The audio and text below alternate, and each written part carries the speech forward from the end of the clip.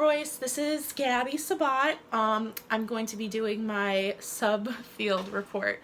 So I'm talking about forensic psychology, and what this this is the assessment, treatment, and research of legal proceedings dealing with civil and criminal disputes, other areas of legal work, prisons, jails, police headquarters, anything like that. So what I thought was really interesting in the chapter was that it covered how broad the field of psychology is, the forensic field of psychology is, excuse me. And it really touched on like all the little areas and how, you can be more of a psychiatrist that analyzes someone to see if they're mentally sane to go into court, or you could be working with attorneys and being called into court to give some kind of testimony to try to help prove their point of the case.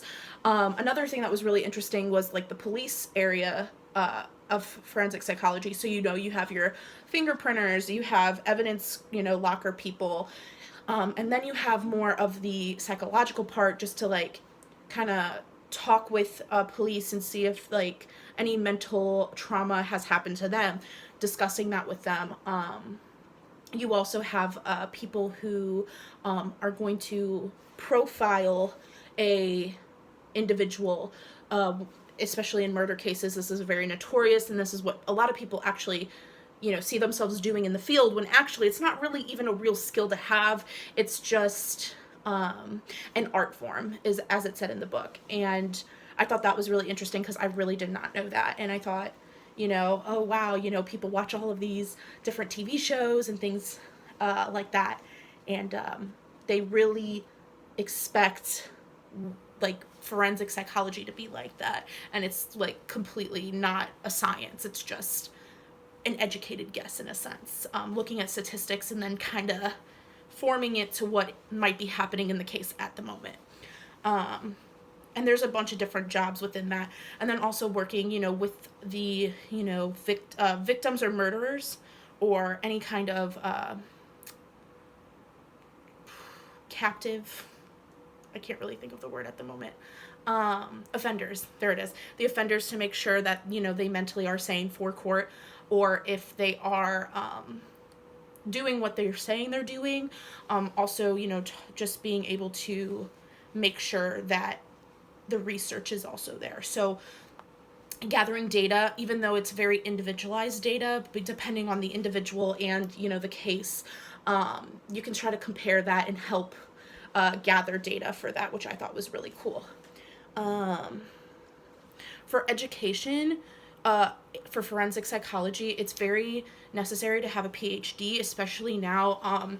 Master's degree usually help with more minor forensic psychology jobs, so maybe like someone who, analyzes material for an attorney might be able to, but they would not really be able to, go into court and help them out in that way.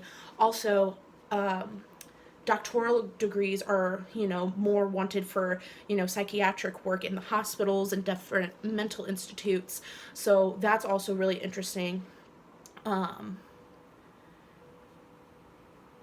You just want to make sure that you're not endangering people when you're giving them your, opinion, especially if you don't have a psychiatric degree or a PhD, because you don't want to misinterpret the information and not have all the skills that you need to continue with that job. Now, bachelor's degrees, there are some jobs that the book also highlighted that was very interesting. So, you have, in like the police officers, any kind of correctional treatment specialist, and those are just kind of jobs that where you still interact, but you don't have the psychology behind it. You're more of just like kind of an action person that can help identify issues, but not treat them, which I thought was really interesting. You also have with the correctional treatment specialists, you have people that are analyzing what the offender has done and like how they've been doing in their serving their time. And that's really interesting because, they're not treating anyone, but they're making sure that what they're doing is not illegal and that they're keeping up with becoming better and rehabilitating in a sense. Another thing that I found really important to say is that, you know, with training and things like that, and like different license that you have to have.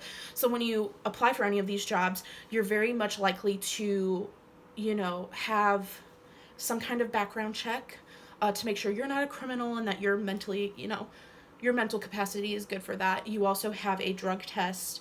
And especially once you get into like the FBI and things like that, you have more of the physical test. So that was kind of interesting to see, to make sure that like all of the jobs in that area really do. Also, if you have some kind of certificate or license, depending on what state you're in, so you really have to be careful and kind of decide where you want to put your feet in the ground, because different states have different licenses and different certificates. So that's something to really be aware of when you're looking for a career in forensic psychology, which I thought was really cool. So yeah, that's forensic psychology. I hope your quarantine is going okay. So have a good one. Bye.